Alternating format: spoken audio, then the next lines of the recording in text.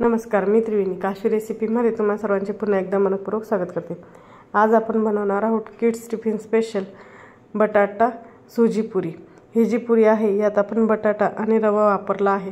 तसेच बटाट्यामुळे हा जो पदार्थ आहे तो अगदी छान खुसखुशीत होतो आणि करायला अगदी सोपा आहे। चला पटकन बघून घेऊया यासाठी लागणारे साहित्य।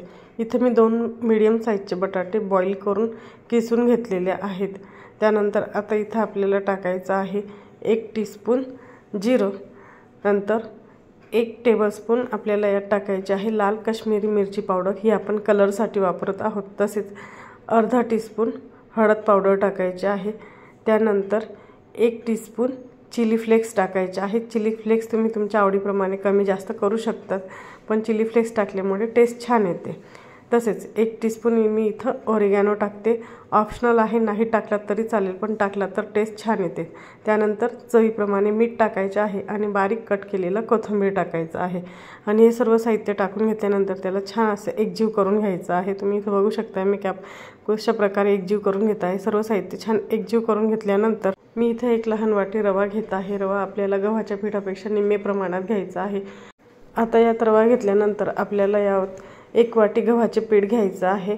गव्हाचे पीठ हे रव्यापेक्षा जास्त असावे आणि हे सर्व जे साहित्य आहे पाणी न घालताच आपल्याला छान असं याची कणिक मळून घ्यायची आहे। तुम्ही इथं बघू शकता मी अजिबात पाण्याचा वापर न करता इथं छान अशी कणिक मळून घेत आहे। त्यासाठी बटाटा जो आहे तो आपल्याला अगदी छान उकडलेला असावा, म्हणजे जी कणिक आहे त्यात अगदी व्यवस्थित मळली जाते आणि कुठल्याही प्रकारे यात आपल्याला पाण्याचा वापर करावा लागत नाही। तर आता इथं आपली जी आहे कणिक छान मळून झालेली आहे, त्याला तेलाचा हात लावून घ्यायचा आहे आणि 10 ते 15 मिनिटांसाठी आपल्याला ही कणिक जी आहे ती झाकून ठेवायची आहे। मी इथं तेलाचा हात लावून घेत आहे आणि तिला छान पुन्हा एकदा मळून घेत आहे। सॉफ्ट अशी कणिक मळून झाल्यानंतर तिला आपल्याला झाकून ठेवायचं आहे। झाकून ठेवल्यामुळे काय होतं की रवा आपला छान फुलून येतो आणि पुऱ्या ज्या आहेत आपल्या छान क्रिस्पी अशा होतात। बघू शकता मी पुन्हा एकदा तिला छान अशी मळून घेतलेली आहे। अगदी सॉफ्ट आपल्याला ही कणिक मळून झाकून ठेवायची आहे। आपली जी आहे कणिक छान मळून झालेली, तिला आता 10 ते 15 मिनिटं आपण झाकून ठेवणार आहोत।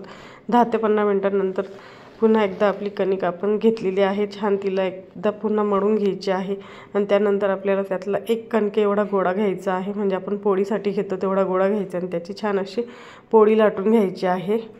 ही जी पोळीला आपण लाटून घेत आहोत हिला जास्त बारीकही नाही करायचं आणि जास्त जाडही नाही ठेवायचं, अशी मीडियम साईजची आपल्याला ही पोळी लाटून घ्यायची। तुम्ही बघू शकता आपली इथं पोळी लाटून झालेली आहे। त्यानंतर इथं मी कुकीज कटरच्या सहाय्याने याचे छान असे शेप्स कट करून घेतलेले आहे।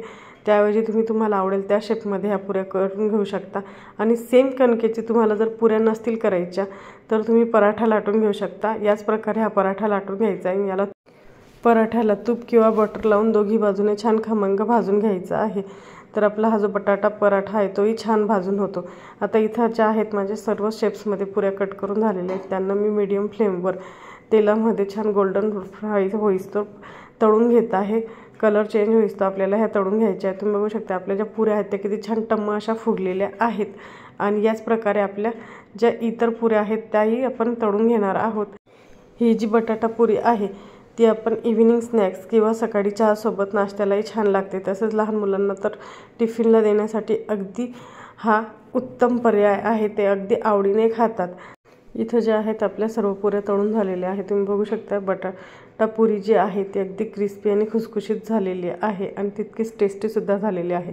तर तुम्हाला ही आजची रेसिपी कशी वाटली कमेंट करून सांगा व अशा छान छान रेसिपींसाठी काशी रेसिपी या माझ्या यूट्यूब चॅनलला सबस्क्राईब करा। तसेच काशी रेसिपी या माझ्या फेसबुक पेजलाही फॉलो करा। तर पुन्हा भेटूया एका नवीन रेसिपीसोबत, तोपर्यंत धन्यवाद।